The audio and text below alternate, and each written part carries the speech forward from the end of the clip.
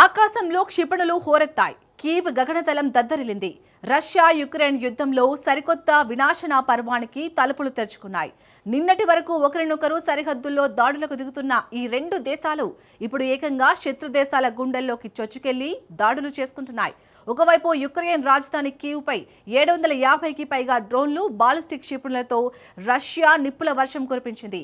మరోవైపు యుక్రెయిన్ ఏకంగా రష్యా భూభాగంలోకి దూసుకెళ్లి వారి ప్రాణాధారమైన ఆయిల్ రిఫైనరీలను టార్గెట్ చేస్తుంది. ప్రపంచానికి చమురు అందించే గ్యాస్ స్టేషన్ లాంటి రష్యా ఇప్పుడు యుక్రెయిన్ దెబ్బకు తమ ఇంధన సామర్థ్యంలో ఏకంగా 40% కోల్పోయి విలవిలలాడుతుంది. ఇటు పుతిన్ యుక్రెయిన్పై ఘోరమైన నేరగాళ్లు అంటూ నిప్పులు చెరుగుతుంటే, అటు జెలెన్స్కీ మిత్ర దేశాల నుంచి మరిన్ని క్షిపణుల కోసం వేట మొదలుపెట్టారు. అసలు ఈ యుద్ధం ఎటు దారితీస్తుంది? ముగింపు లేని ఈ రాత్రిపూట వినాశనం వెనుక ఉన్న అసలు వ్యూహం ఏంటి? Watch story. పుతిన్ మిస్సైళ్లను యుక్రెయిన్ అడ్డుకోలేదా? రష్యా ఆయువుపై కీవ్ దెబ్బ కొడుతుందా? యుక్రెయిన్ వినాశనానికి ముగింపు ఎప్పుడు?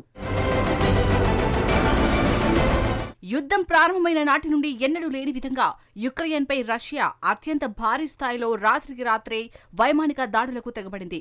మాస్కో ఏకకాలంలో 750కి పైగా డ్రోన్లు, క్షిపణులను యుక్రెయిన్లోని పలు నగరాలపైకి ప్రయోగించడంతో పెద్ద ఎత్తున పేలుళ్లు సంభవించాయి. అనేక చోట్ల అగ్ని ప్రమాదాలు జరిగి తీవ్ర నష్టం వాటిల్లింది. రాత్రివేళ యుక్రెయిన్ ఆకాశం పేలుళ్ల వెలుగులతో దద్దరిల్లిపోయింది. యుక్రెయిన్ వైమానిక దళం వెల్లడించిన వివరాల ప్రకారం ఈ ఒక్క రాత్రి దాడిలోనే మాస్కో 656కి పైగా డ్రోన్లు, 73 క్షిపణులను ప్రయోగించింది. వీటిలో అడ్డుకోవడానికి అత్యంత కష్టతరమైన, శక్తివంతమైన బాలిస్టిక్ క్షిపణులు కూడా ఉన్నాయి. రష్యా జరిపిన ఈ దాడి తాలూకు నష్టాన్ని నివారించడానికి, సహాయక చర్యలు చేపట్టడానికి స్టేట్ ఎమర్జెన్సీ సర్వీసెస్ కు చెందిన 500 మందికి పైగా సిబ్బంది రంగంలోకి దిగారు. ఈ దాడుల్లో ప్రధాన లక్ష్యం కీవ్ నగరం. అక్కడ డజన్ల కొద్దీ నివాస గృహాలు, ఇతర పౌర మౌలిక సదుపాయాలు తీవ్రంగా దెబ్బతిన్నాయి. యుక్రెయిన్ వైమానిక రక్షణ వ్యవస్థలు 602 డ్రోన్లు, 40 క్షిపణులను విజయవంతంగా అడ్డుకున్నట్టు కీవ్ ప్రకటించింది.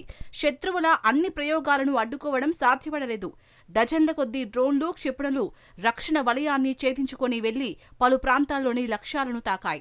దీంతో అక్కడ భారీ విధ్వంసం జరిగిందని యుక్రెయిన్ తెలిపింది. కీవ్, దినీప్రో, కార్కివ్ వంటి కీలక నగరాలపై ఈ దాడులు జరిగాయి.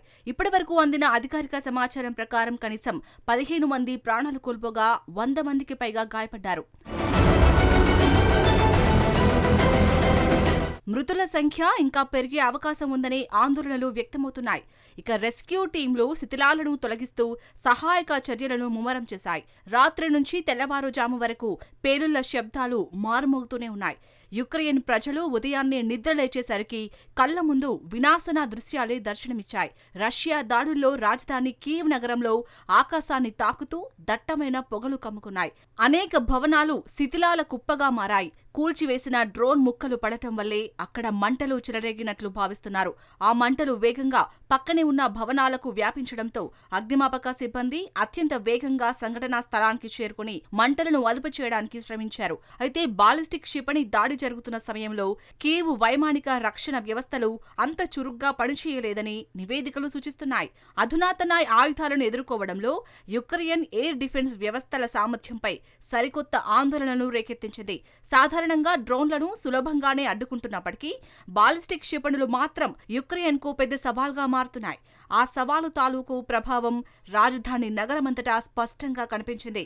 మరోవైపు యుక్రెయిన్ అధ్యక్షుడు జెలెన్స్కీ ఇలాంటి భారీ దాడి జరిగే అవకాశం ఉందని ముందే హెచ్చరించారు. దాడుల నేపథ్యంలో అవసరమైనప్పుడు సురక్షిత ఆశ్రయాలకు వెళ్లాలని జెలెన్స్కీ ప్రజలను కోరారు. సైరన్లు మోగడంతోనే నివాసితులు తమ బ్యాగ్లు, దుప్పట్లు, ఇతర నిత్యావసర వస్తువులను తీసుకుని భూగర్భ షెల్టర్లోకి పరుగులు తీశారు. వారు కింద ఆశ్రయం పొందుతుండగా పైన నగర కేంద్రం నుంచి పొగలు మాత్రం ఎగిసిపడుతూనే ఉన్నాయి. ఈ దాడిపై రష్యా స్పందిస్తూ తాము యుక్రెయిన్ రక్షణ రంగాన్ని, సైనిక ఇంధన వనరులను, రవాణా సౌకర్యాలను లక్ష్యంగా చేసుకుని ఈ ఆపరేషన్ నిర్వహించినట్లు తెలిపింది. అత్యంత ఖచ్చితత్వంతో పనిచేసే సుదూర శ్రేణి ఆయుధాలతో జరిపిన భారీ దాడి ఇదని మాస్కో అభివర్ణించింది.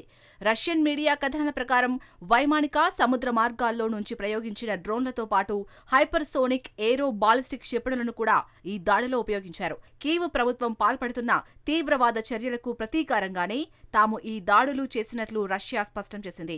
మరోవైపు యుక్రెయిన్ ప్రభుత్వం తన నేరాల పరంపరలో ఒక కొత్త అధ్యాయాన్ని తెరదించిందని రష్యా అధ్యక్షుడు వ్లాదిమిర్ పుతిన్ ఆరోపించారు. స్టారోబిల్స్క్లోని టీచర్స్ కాలేజీలో ఇప్పుడు హెనీచెస్క్లో పిల్లలు, యువకులను లక్ష్యంగా చేసుకుని యుక్రెయిన్ దాడులకు దిగుతున్నట్టు పుతిన్ మండిపడ్డారు. కీవ్ నాయకత్వం తమ నేరాల పరంపరలో సరికొత్త అధ్యాయాన్ని ప్రారంభించిందని పుతిన్ వ్యాఖ్యానించాడు. ఈ సంఘర్షణకు యుక్రెయిన్ మరో కొత్త రంగు పూయాలని స్పష్టంగా నిర్ణయించుకున్నట్లు కనిపిస్తుందని క్రెమ్లిన్ బాస్ మండిపడ్డాడు.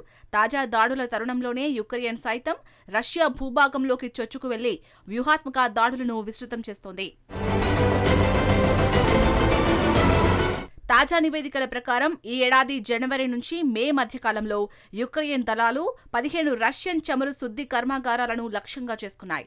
ఈ దాడులతో రష్యా ప్రధాన చమురు శుద్ధి సామర్థ్యంలో దాదాపు 40% మేర అంతరాయం కలిగిందని కీవ్ వాదిస్తోంది. ఇటీవలి వరకు ప్రపంచానికి ఒక గ్యాస్ స్టేషన్గా విరాజిల్లిన దేశానికి ఈ స్థాయి నష్టం వాటిల్లడం ఒక పెద్ద ఎదురుదెబ్బేనని విశ్లేషకులు భావిస్తున్నారు.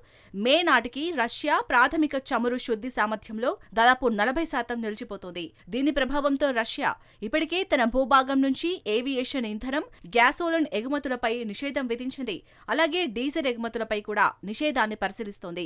ఇప్పుడు యుద్ధ భూమి కేవలం సరిహద్దు రేఖలకే పరిమితం కాలేదు. దీని ఒత్తిడి ఇరుపక్షాలపై స్పష్టంగా కనిపిస్తోంది. రష్యా విరివిగా ఉపయోగిస్తున్న బాలిస్టిక్ ఆయుధాలను తిప్పికొట్టడానికి మరింత శక్తివంతమైన వైమానిక రక్షణ క్షిపణులు అత్యవసరమని యుక్రెయిన్ అధికారులు చెబుతున్నారు. ఎందుకంటే డ్రోన్లను గుర్తించి అడ్డుకోవడం సులువే, కానీ బాలిస్టిక్ క్షిపణులు మాత్రం స్పందించడానికి చాలా తక్కువ సమయాన్ని ఇస్తాయి. అందుకే యుక్రెయిన్ ఇప్పుడు తన మిత్ర దేశాల నుంచి మరిన్ని రక్షణ క్షిపణుల కోసం తీవ్రంగా ప్రయత్నిస్తోంది. ప్రస్తుతానికైతే ఇరు దేశాల మధ్య దాడులు, ప్రతీకార దాడుల పరంపర తగ్గే సూచనలైతే కనిపించడం లేదు. ఎక్కడా కాల్పుల విరమణ లేదు, వ్యూహాత్మక ముందడుగు లేదు. కేవలం రాత్రిపూట మంటలు, భయం, వినాశనం మాత్రమే మిగులుతున్నాయి. ఆకాశంలో క్షిపణులు ఇలాగే గర్జిస్తూ ఉంటే ఈ యుద్ధం ఇంకా ఎంత తీవ్ర రూపం దాల్చుతుంది? రాబోయే అధ్యాయం ఇంకెంత ఘోరమైన ప్రాణ నష్టానికి దారితీస్తుందోనన్న భయాందోళనలు వ్యక్తమవుతున్నాయి.